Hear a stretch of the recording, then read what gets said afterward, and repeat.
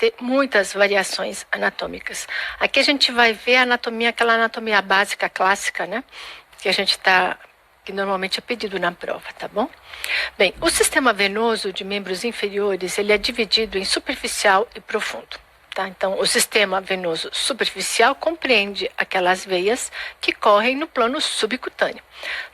Nos membros inferiores, a gente tem como principais aí, representantes do sistema superficial o quê? As veias safenas, magna e parva. Tá? O sistema venoso profundo compreende aquelas veias que tem o trajeto no compartimento músculo-facial, então mais profundo, acompanhando as artérias, geralmente se vê a artéria e a veia juntinha, né? E o sistema venoso profundo é responsável por 85% do retorno venoso das pernas, e o superficial por 15% mais ou menos, tá bom?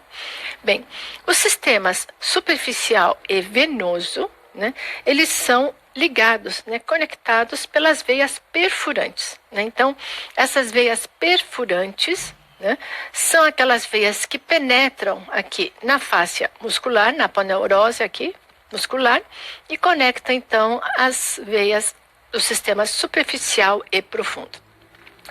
Lembrar que as veias dos membros inferiores, elas são veias valvuladas, apresentam válvulas, né?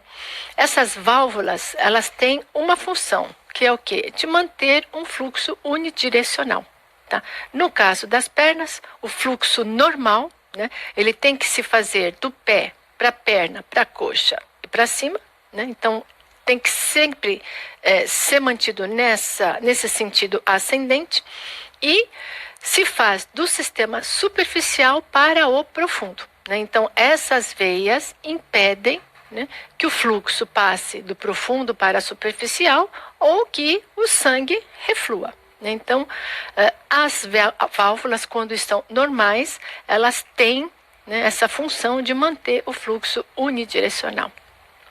Bem, quando, por algum motivo, essas válvulas são incompetentes, o que nós vamos ter? Um refluxo, né, do sangue, e com isso a gente vai ter uma estase, começa a ter uma estase venosa, né, no sangue, nas veias, e a gente vai ter então esse quadro de hipertensão venosa.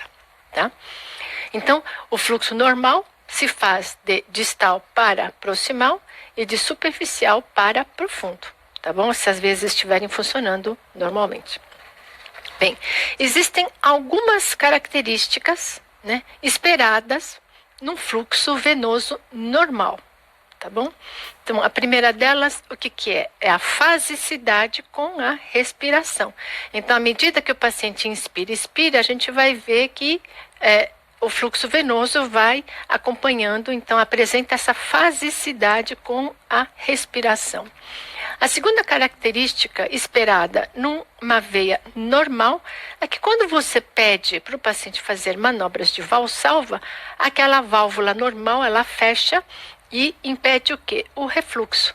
Então, naquele tempo de valsalva, a gente vai ver que há uma parada do fluxo venoso, né? E quando você pede para o paciente respirar de novo, o fluxo vai se restabelecer, mas você não vai ver o quê? A inversão do fluxo, você não vai ver fluxo. E a terceira característica normal é que se você fizer uma compressão distal, né, na veia, o que você vai encontrar? Você vai lá, espreme a veia, o que vai acontecer? Você vai ver um aumento da velocidade do fluxo, né, quando você faz a compressão distal. Tá? Então, essas são as características normais esperadas numa veia. Bem, é importante a gente conhecer, né, quais são as veias que compõem o sistema profundo e o superficial. Né? Então, sistema profundo, a gente costuma citar assim de femoral profundo, comum, que vai dar profunda, superficial, pulpítil, mas lembrar que na veia o fluxo se faz no sentido oposto. Né? Então, é daqui para cá. Tá?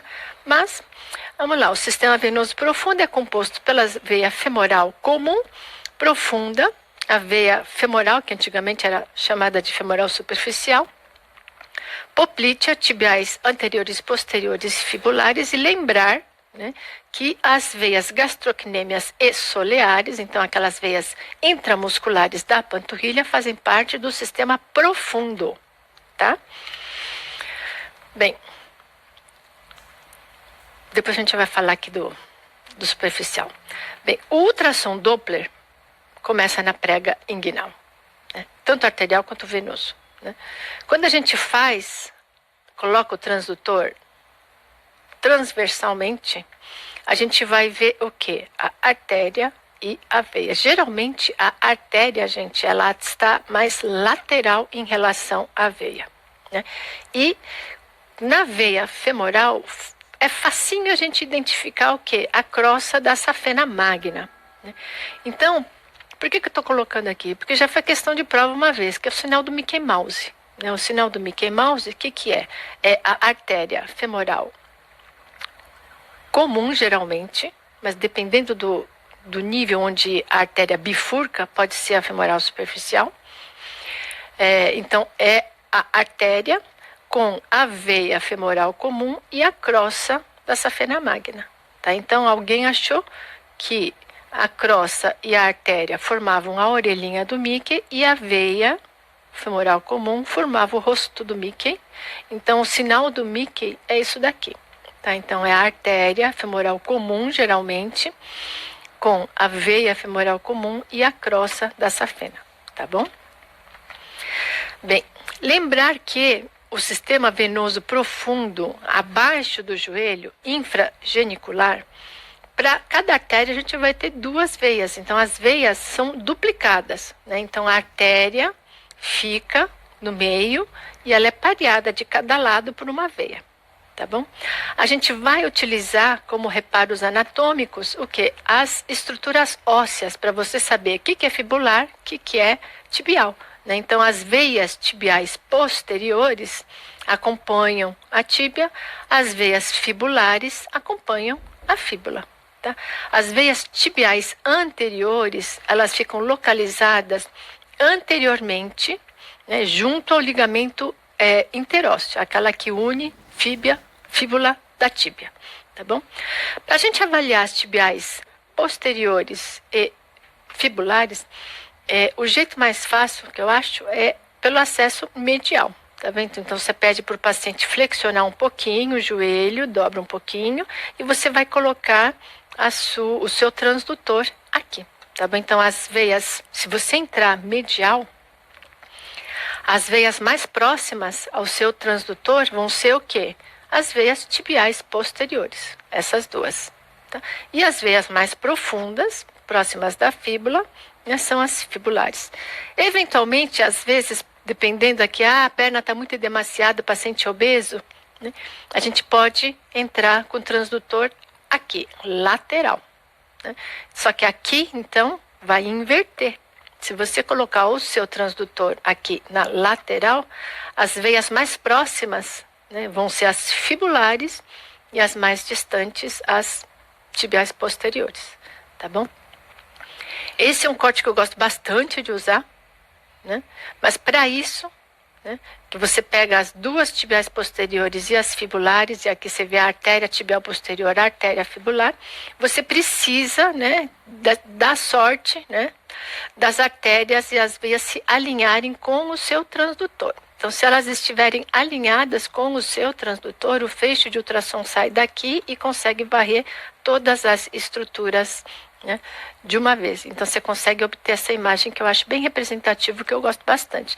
Se as veias, ao invés de estarem assim, estiverem uma aqui e outra aqui, não vai dar.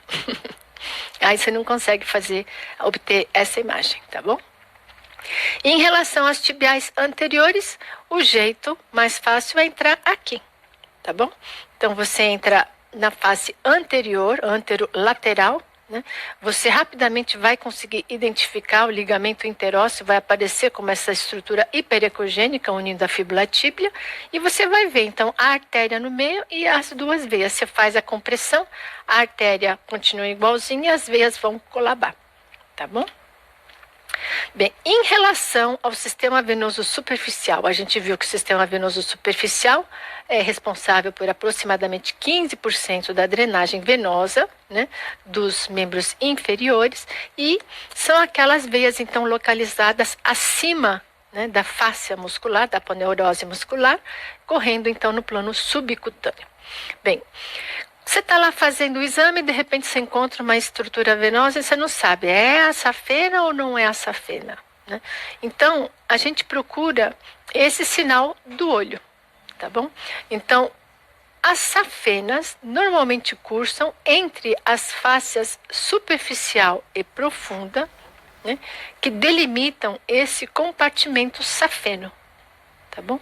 Então, se você tiver dúvida, se é uma colateral, se é uma tributária, né, você não sabe, você procura, né, esse sinal do olho, as fáscias superficial, profunda, a veia que tiver dentro desse compartimento vai ser a safena, tá?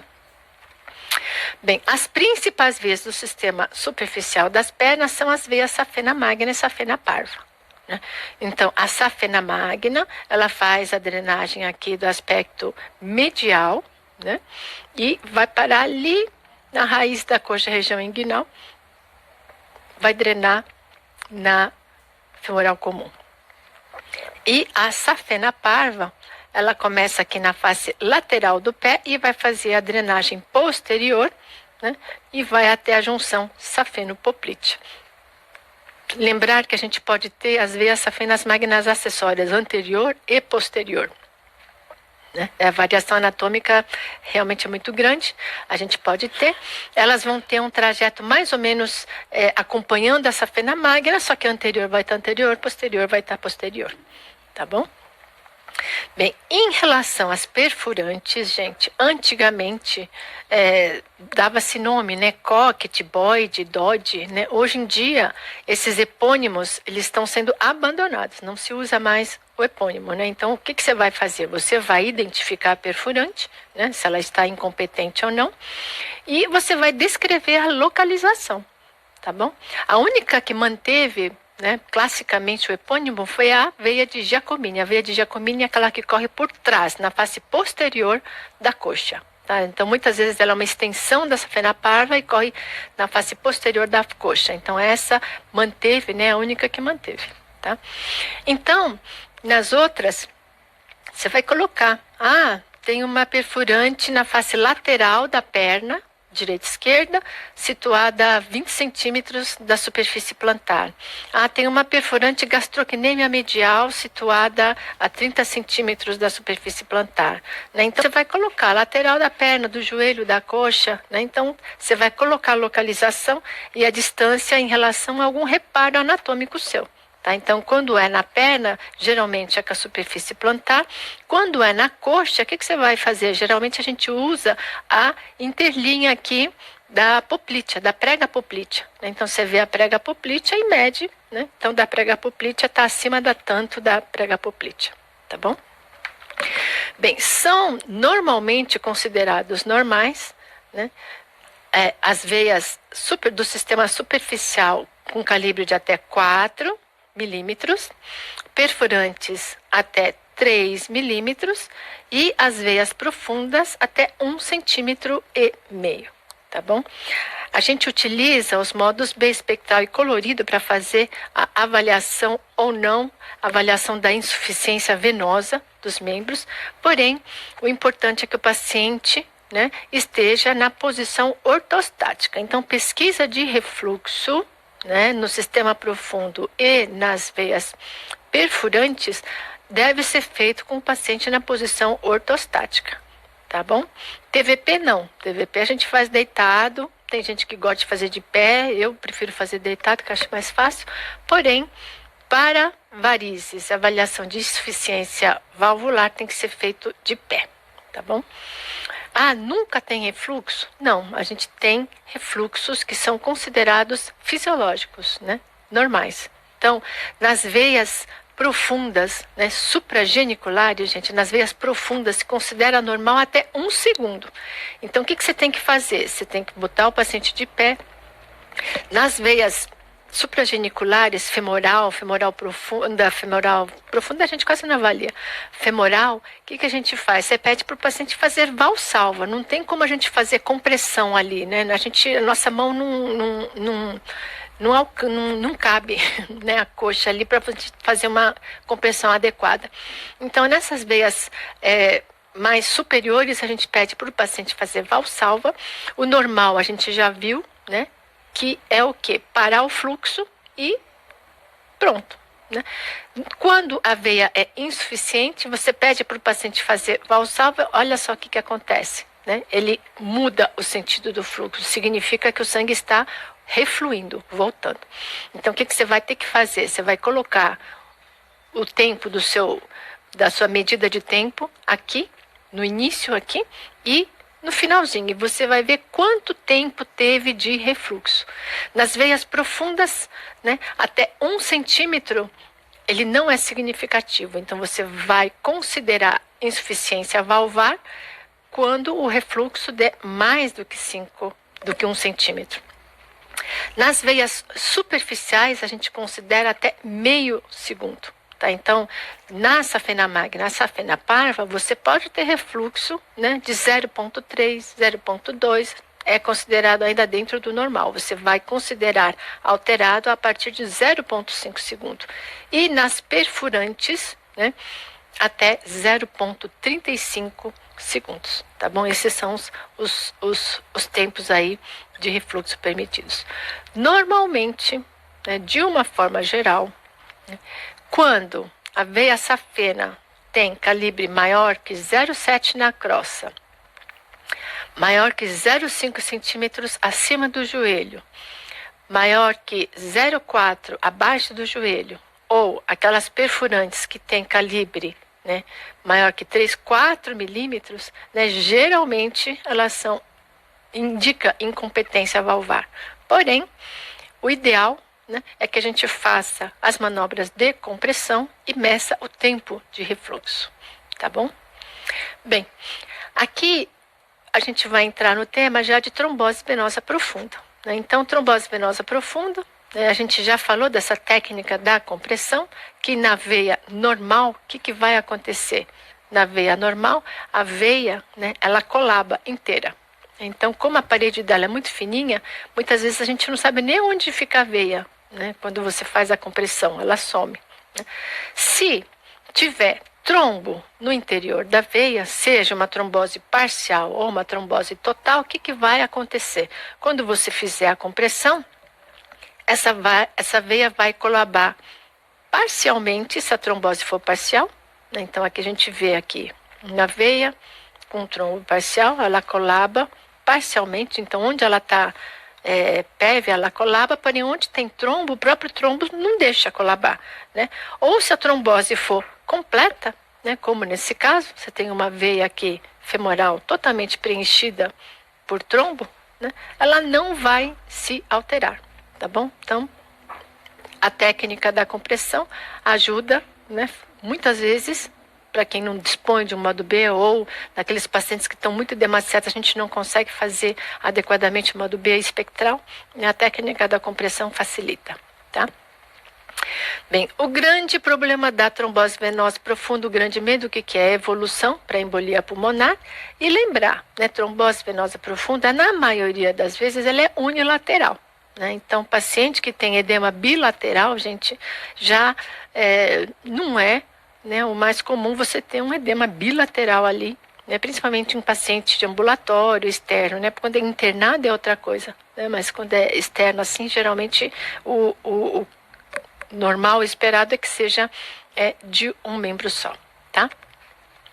Bem, a trombose ela é considerada aguda até 2 semanas, então quanto mais precoce for a trombose, né, menor tende a ser a ecogenicidade desse trombo. Então o trombo ele é mais pretinho hipoecogênico, né? Geralmente essa veia ela está mais dilatada na trombose aguda, né? Então uma veia que fica mais dilatada, a parede geralmente fica mais espessada, você pode até ter um borramentozinho ali adjacente, né? Então esses sinais inflamatórios são mais evidentes, né? E à medida que vai passando o tempo, né, que o trombo vai se organizando, a tendência dele é o quê? É de ficar mais ecogênico, então ele vai ficando mais branco, o trombo, e ele vai havendo uma retração desse trombo, ele vai diminuindo de tamanho com uma tendência à recanalização. Tá? Bem, cuidado com esses trombos que têm a extremidade livre. Né? Então, existem trombos que ficam com a ponta do trombo assim, flutuando. Você vê ele flutuando. Esses pacientes, eles têm um risco maior desse trombo se soltar, né?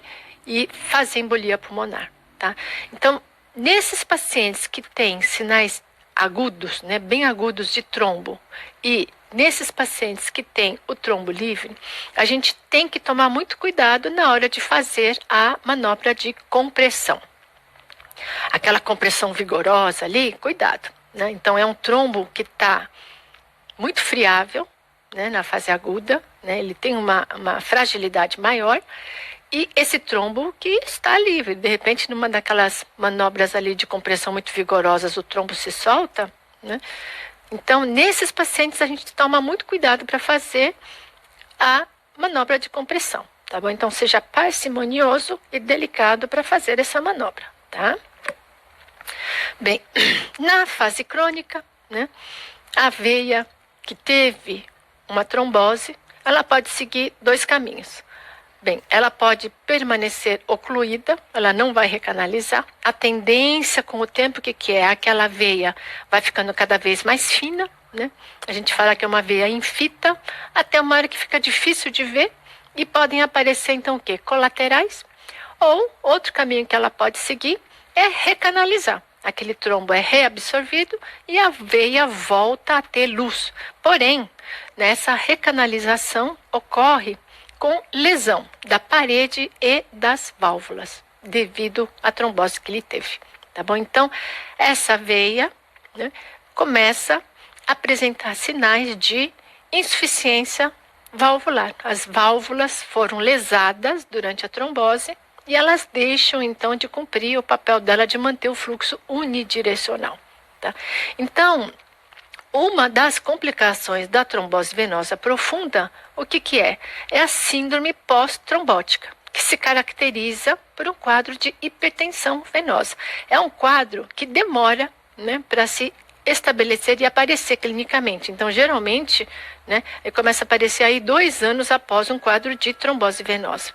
Significa o quê? Significa que, como as válvulas estão insuficientes, o sangue começa a ficar acumulado, né, nas pernas, né, gravitacionalmente, né, o ponto de maior gravidade ali são as pernas, e começa a ficar com uma estase desse sangue nas veias, gerando um quadro, então, de hipertensão venosa. Tá? Então, esse paciente começa a evoluir o quê? Com uma discromia da pele, né? Então, essa dermatite que é chamada de dermatite ocre, escurecimento da pele, né? Edema, varizes, né? Dor e, eventualmente, úlceras, que são de difícil tratamento. Tá bom? Então, esses são os achados, né, que nos caracterizam a síndrome pós-trombótica. Tá?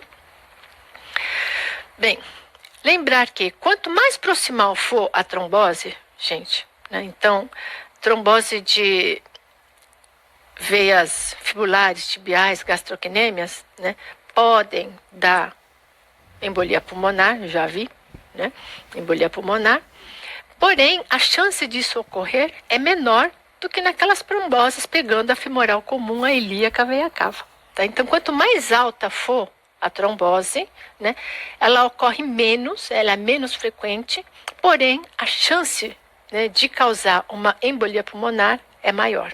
Tá bom? Então, essas tromboses proximais, pegando cava, ilíacas, elas têm uma incidência menor, porém têm um alto risco para a trombose. Então, quanto mais proximal, maior a chance de embolizar.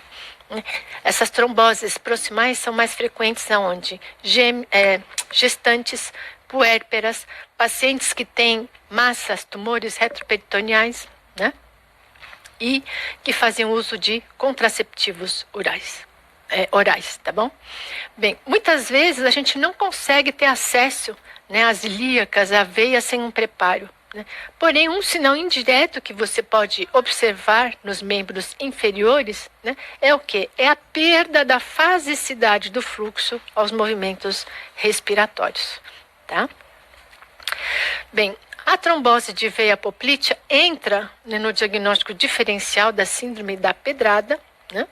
Então, é aquela dor, né, súbita na face posterior da panturrilha, e faz diagnóstico diferencial, então, com cisto de Baker-Roto, né, aneurisma de Poplite, que a gente já viu, hematomas e coleções, tá bom? Bem, para finalizar, a gente vai falar um pouquinho de tromboflebite superficial. Né? Então, tromboflebite superficial é uma trombose, o quê? De veia superficial. Então, você tem uma veia superficial com trombo e uma reação inflamatória da parede da veia e das partes moles adjacentes. Né? Então, é uma tromboflebite, né, indicando inflamação superficial. O diagnóstico geralmente é muito fácil clinicamente. O que o médico sente? Ele sente, o paciente mesmo mostra, estou com esse cordão aqui que está vermelho e dolorido. Né? Então, a veia, né, trombosada e inflamada, né, geralmente ela fica palpável como um cordão, tá bom? No ultrassom, o que a gente vai ver?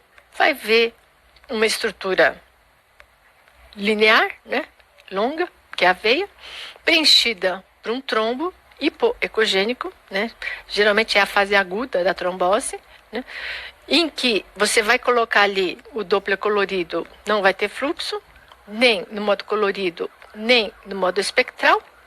Você vai tentar comprimir, não vai comprimir devido à presença do trombo, e devido ao processo inflamatório, a gente vai encontrar uma hiperecogenicidade, né, do plano gorduroso perivascular. Tá bom?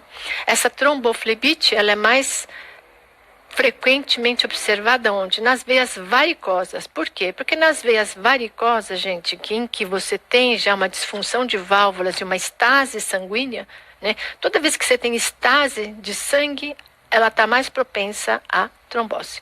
Tá bom? Então, ela é mais frequente em veias varicosas. Quando a gente encontra uma veia que está com tromboflebite, você precisa mapear essa veia e ver se tem extensão ou para perfurante ou para o sistema venoso profundo, tá bom? Se tiver extensão para veia perfurante ou veia profunda, ela tem que ser tratada como uma trombose venosa profunda, tá bom? Bem, quanto mais próximo do sistema venoso profundo, maior a chance de TVP e de embolia pulmonar.